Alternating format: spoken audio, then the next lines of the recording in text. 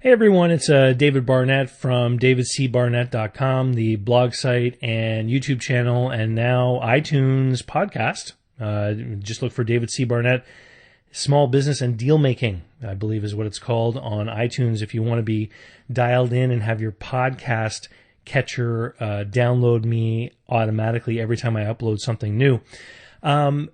This week, I'm going to be talking about pre-revenue startups because people keep asking me about this. People who have invested in these, speculative ventures, I like to call them, because, of course, if you recall, especially from last week's recording, in order to be a business, in order for something to be a business in my books, you have to have people, capital, and a place, those three things working together to produce a cash flow.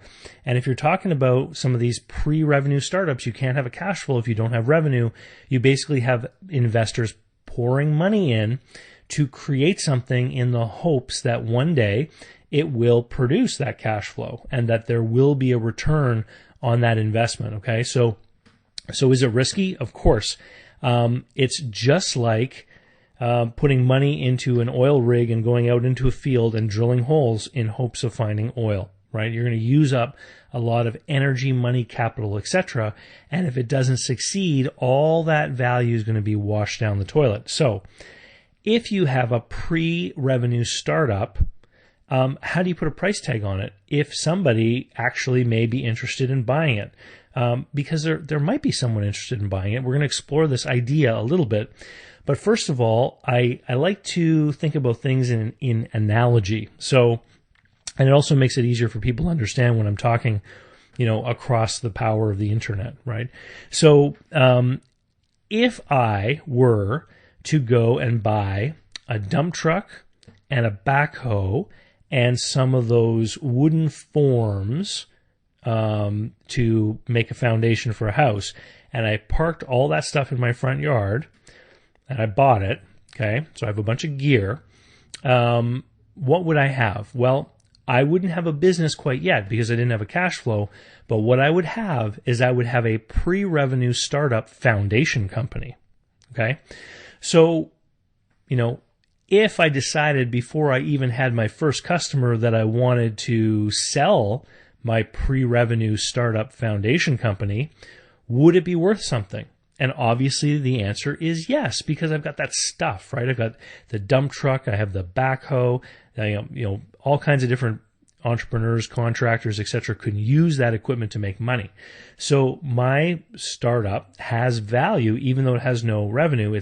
It's a liquidation value, let's call it, of what I can sell my stuff for. So if we want to then compare that to the world of online businesses, right?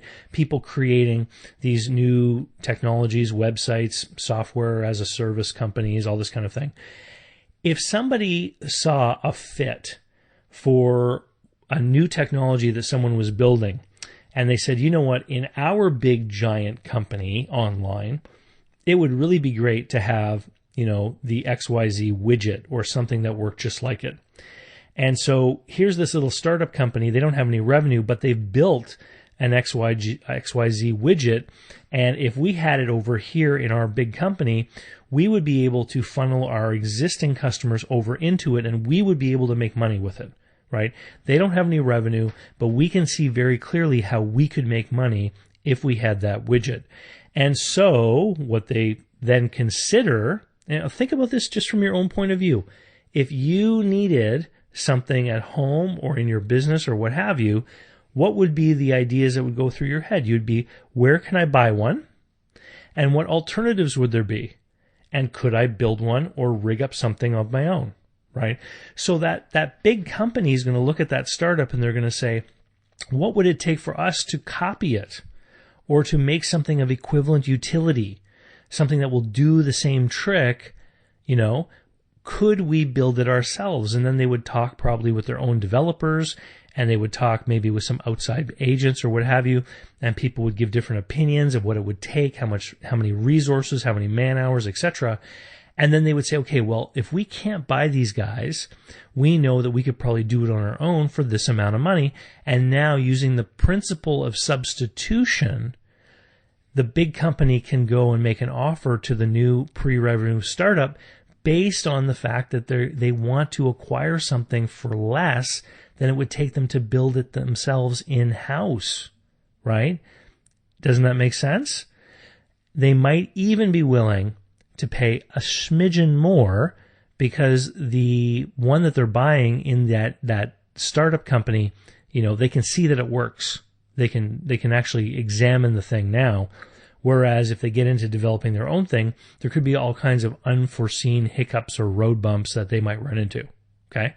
So that's basically it. That's how you put a price on a pre-revenue startup. It's basically a liquidation value, and the value is entirely in the mind of the purchaser. Now, here's the other thing.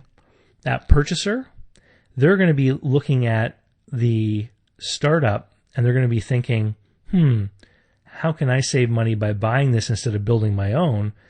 They're also going to be thinking about the fact that any value that is going to be created by a cash flow related to that widget is going to be based on the acquirer's efforts, not on the startup's.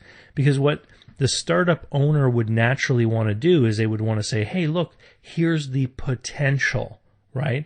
And if you want to learn more about potential in valuing a business, then you need to look up my video about blue sky, because I talk all about trying to sell businesses based on what they may do at some point in the future. Anyway, I welcome your comments and feedbacks. Please leave them down below wherever you're listening to this, on SoundCloud, YouTube, via iTunes, etc., LinkedIn, wherever you happen to be.